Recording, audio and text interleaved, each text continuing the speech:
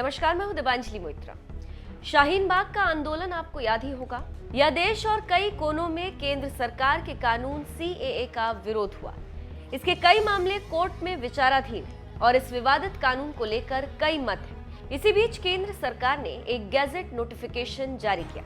गृह मंत्रालय ने 28 मई को एक गैजेट जारी कर कहा है कि अफगानिस्तान, बांग्लादेश और पाकिस्तान से आए गैर मुस्लिम शरणार्थियों से भारतीय नागरिकता के लिए आवेदन मांगे।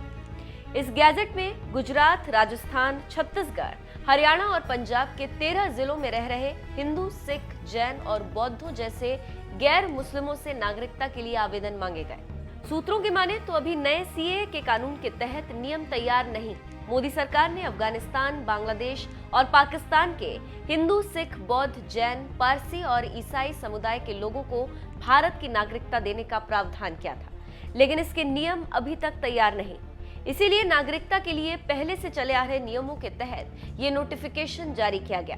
एमएचए ने नागरिकता कानून 1955 और 2009 में कानून के अंतर्गत बनाए गए नियमों के तहत ये अधिसूचना जारी की। आपको जानकारी होगी कि मोदी सरकार जब सीएए लेकर आई तो देश में इसका बड़े पैमाने पर विरोध हुआ था। मुस्लिम संगठनों, गैर सरकारी संगठनों और भारत की विपक्षी पार्टियों ने इस कानून को मुस्लिमों के विरुद्ध बताया था।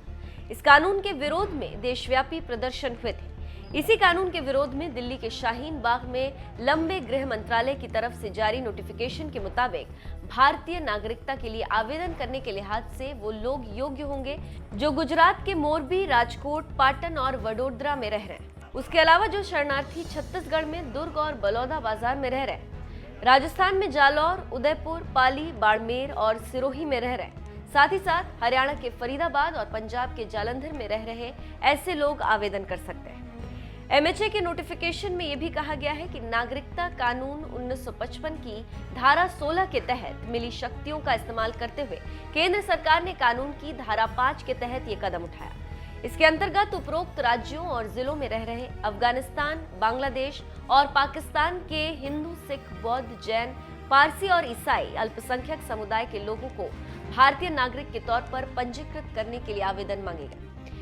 इस नोटिफिकेशन के आने के बाद राजनीतिक विश्लेषक मोदी सरकार को घेर रहे हैं और कह रहे हैं कि कोरोना पर फेल सरकार एक बार फिर हिंदू मुसलमान करने पर आ गई, क्योंकि कोरोना को लेकर जो मोदी सरकार की शाख गिरी है इस पर जवाब देते नहीं बन रहा। ऐसे में बहस को दूसरी तरफ मोड़कर कुछ राहत की सांस ले सकती।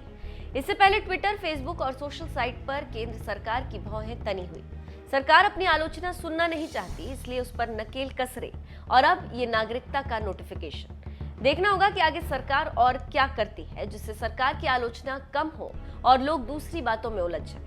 देखना होगा कि फिर सीए का भूत जो बोतल से निकलता है क्या करता है।